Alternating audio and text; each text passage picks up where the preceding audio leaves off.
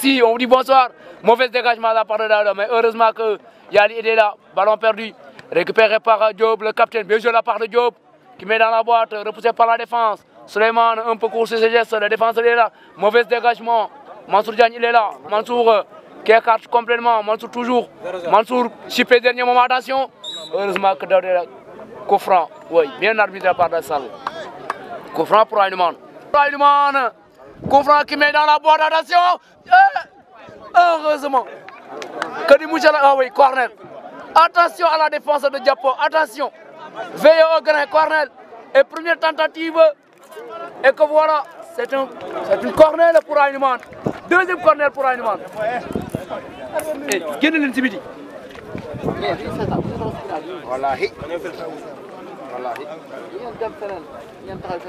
Et deuxième corner pour Aynoumane. Ça joue toujours ici. Corner qui tarde à se faire. Le numéro 8 de la sélection de l'AS Aynoumane. La droite vers la gauche. On le centre. Dévié par Samba. De la tête Messar. À nouveau. Récupéré par le numéro 8. Qu'est-ce qu'on va faire? Attention. Il y a mésentente. Toujours. Coup franc. Coup franc bien placé. Attention à ce coup franc. Bien placé pour Aynoumane. À l'entrée de 16m50. Attention à la défense de l'AS Diapo qui se tergiverse.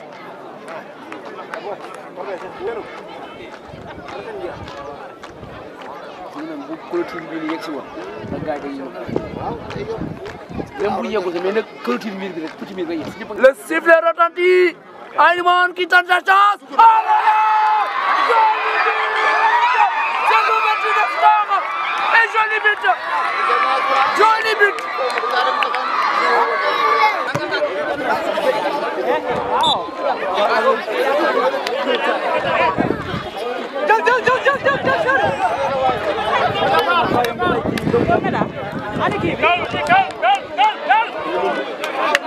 On va effectuer le numéro, le capitaine Diop qui temporise, qui va essayer de passer. Samba qui temporise. Et oui, coup franc. Coup franc.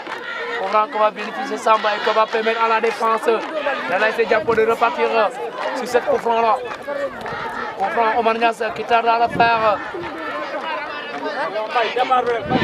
Niass qui tarde à jouer le jeu. Non, dégagement. Repoussé de la tête par le capitaine Diop. Tête à nouveau pour eux. Récupérer Suleiman qui perd son contrôle. Suleiman, mauvais dégagement en chandelle. Qui va repousser de la tête par Messar. Et oui, coup franc. Et oui, coup franc. Qui va permettre à la défense d'Aynoumane de repartir sur cette coup franc là. Ah oui, ça s'anime de part et d'autre en ces deux formations.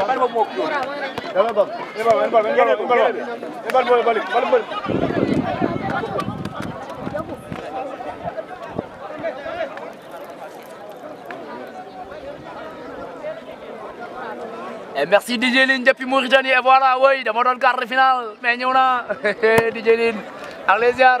Un coup franc, bien botté en dégagement de vieux pour la tête. Qui va récupérer Suleiman, un peu court, récupéré par le numéro 4 de la formation d'Aynoumane qui va essayer de passer son vis-à-vis face à Suleiman. On est à terre, oui, courez, oui. On est à terre, il a été pocheté. Aynoumane est à terre. Les secouristes, oui, allez-y. Para dodo. No nga daw créé nga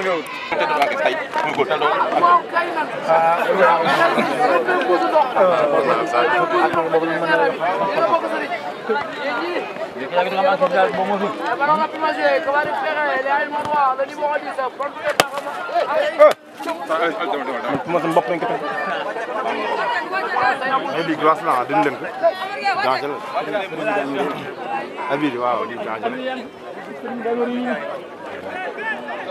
glace abi xam wala sëriñ ñu leen nak xamuñu dara loolu lay compte boy dam boy nan évacuer arrête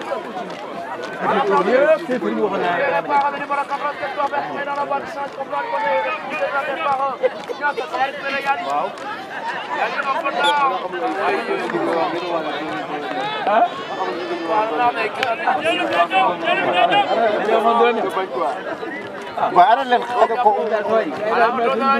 entraînement dal ba kenn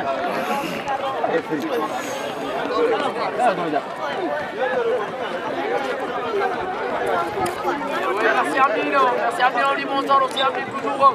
Et oui, Koufran, pour Diabo qui met dans la boîte. On va essayer de récupérer Omar Niass. Niass met le jeu en centre.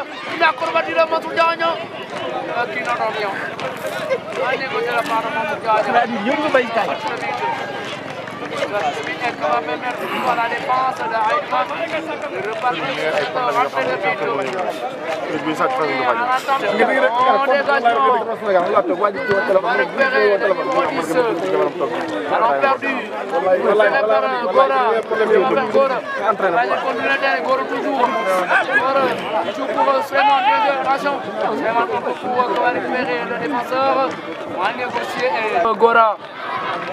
Contré par le numéro 10, la tête, le ballon n'est pas encore sorti, Mansour Diagne. Contré centre, Mansour Diagne, eh oui.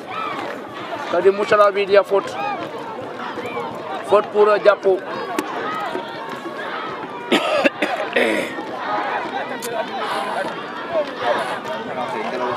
Non, qui va venir. Et oui, c'est le deuxième changement qui se prépare du côté de l'ASC Aïnouan. Deuxième changement qui se prépare du côté de l'ASC Aïnouan. Coup franc pour Diapo. C'est Gora qui va tirer. Coup franc.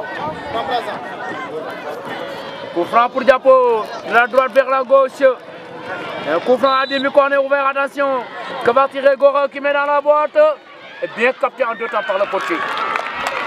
Bien capté en deux temps par le potier de l'ASC Aïnouan.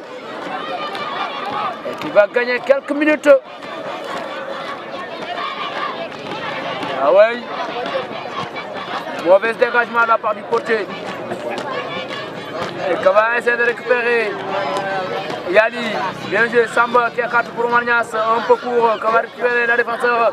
Qui va introduire 5. Attention, ballon. Ah oui, touche.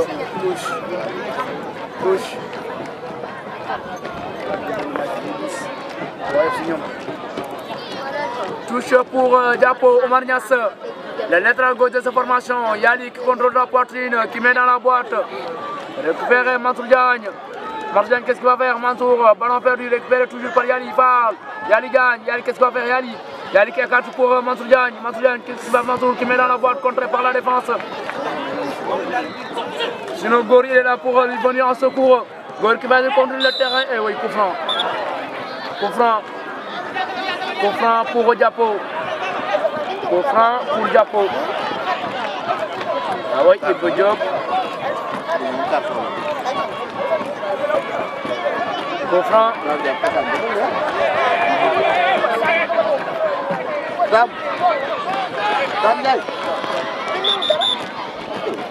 Et oui, changement.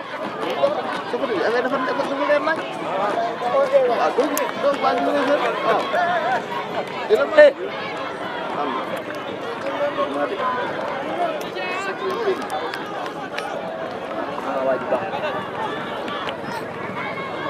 Et voilà, deuxième changement pour Aïnouan. Sorti le 5, le numéro 11, entré le numéro 12.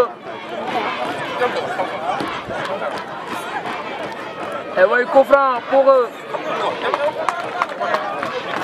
pour Diapo, Daoud. Un long tentative qui met dans la boîte, repoussé de la tête par la défense. Omar Niass qui perd son contrôle, attention, on va participer par la défense. Heureusement, coup franc. Ah oui, le jeu, ballon rapidement joué, Daoud qui met dans la boîte, attention. Repoussé de la tête par la défense, Samba qui contrôle, contré, perdu, récupéré par le capitaine. Ballon perdu, récupéré par Gora. Gora, qu'est-ce qu'il va faire? Gora qui joue pour Suleiman qui perd le numéro 10, qui joue pour Ibo Diop qui met dans la boîte. Qui va essayer de récupérer le numéro 5 qui met dans la boîte. Attention à ce en long dégagement. Suleiman, qu'est-ce qu'il va faire? Joli retour de Ibo Diop, bien joué. Qui met le ballon en cornel. Sortie de cornel. Cornel et qui va permettre toujours Diapo en train de pousser. Diapo est en train de pousser et voilà. Et deuxième changement du côté de l'ASC Diapo. Deuxième changement du côté de Diapo, ça sera sorti de Mansour Diagne. Rentrée aussi de Mansour, j'espère. Ce gosse-là, il s'appelle Mansour aussi. C'est deux Mansour aussi. Voilà, oui. Sortie de Mansour Diagne et l'entrée de Yok Diagne, voilà. Ah oui, poste par poste. Ah oui, ça c'est un changement poste par poste. Yok Diagne, c'était le latéral d'habitude de droite, oui. Ah oui. Cornel, on le centre de la tête de Yalifor, attention. Que dit Moussa l'arbitre? Coup franc, oui, coup franc. Coup franc. On va permettre à la défense d'Aïman de repartir sur cette coup franc-là.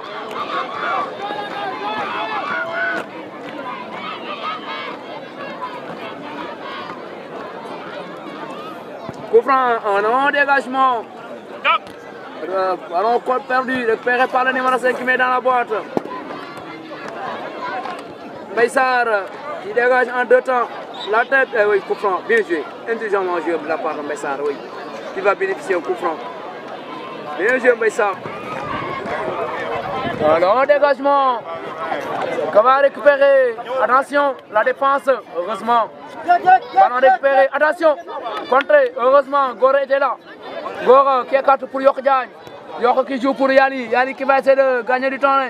Yali qui met dans la boîte, qui va chercher Mansour Diagne. Sortie du portier, jolie sortie. Jolie sortie cette fois-ci encore. Malheureux Mansour Diagne. Ah oui, le gardien est blessé. Le gardien est blessé, il est à terre. Le gardien et Mansour Diagne est blessé. Ils sont tous à terre. Ils sont tous à terre. 6 minutes de temps additionnel. Et voilà, coup franc. Le match va continuer. Coup franc pour Aïman. On a un dégagement du défenseur qui va essayer de récupérer. Le numéro 9 toujours. Qui va se passer là, bien joué. Qui temporise. Qui va essayer de passer. Ballon récupéré. Coup franc. Coup franc pour Diapo.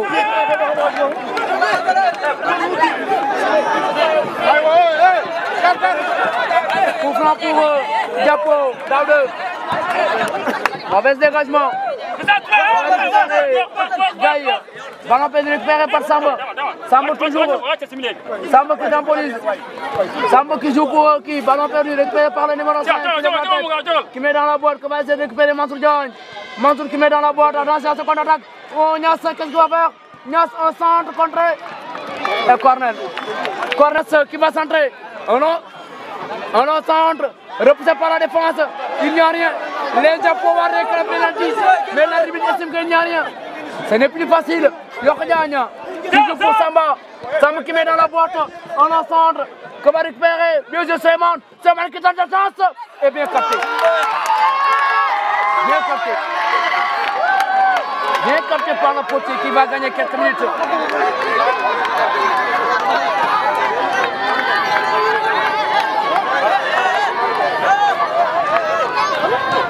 Oh, dégagement qui n'en a rien. Sinon le ballon va filer en sortie de toucher directement. Et que va permettre à la défense de Diapo. Ah oui, c'est la suspension totale. Ah oui. Attention, ballon perdu, récupéré par le numéro 5. Les Diapolitains qui vont essayer de contrôler le terrain. Aliop Diagne qui met dans la boîte. Et sorti du portier. Qui va gagner quelques minutes. Ah oui.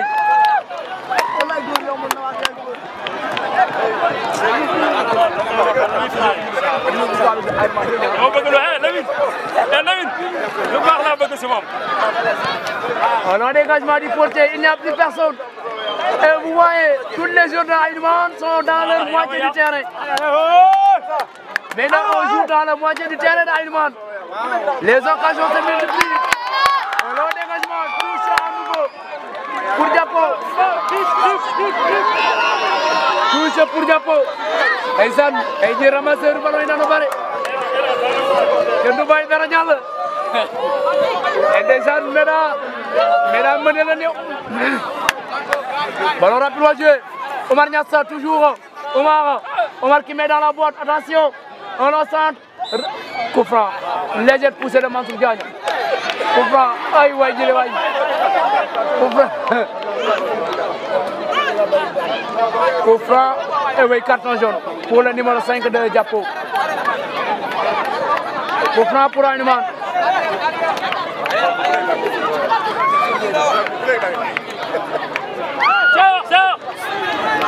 Je le disais tout à l'heure.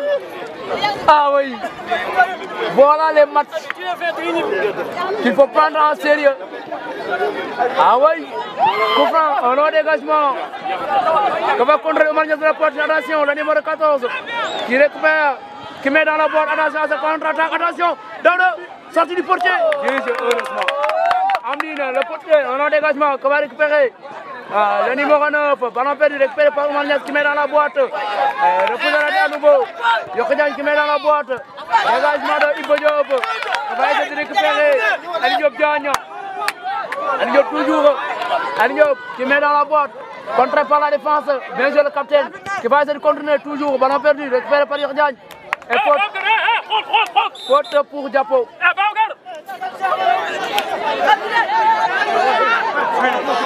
Et merci Ahmed Faye depuis Dakar, aujourd'hui bonsoir. Attention à ce coup franc. Yannick qui met dans la boîte, repoussé dans la tête, Mansour Diagne et sorti de but qui n'a donné 6 mètres. 6 mètres. Attention, le malheureux Diapo. Attention, vous entendez les supporters de Aïdman. Il dit que c'est terminé, il n'est pas encore terminé. C'est terminé, l'arbitre n'a pas encore ciblé fin. Attention, on est dans les ultimes minutes. On est dans les dernières minutes. On a un dégagement. De bien dans la tête. Yokhadian. Diop dans la tête à nouveau. On ne se parle plus. Ibo Diop qui met dans la boîte. Baïsa. Diop, qu'est-ce qu'on va faire?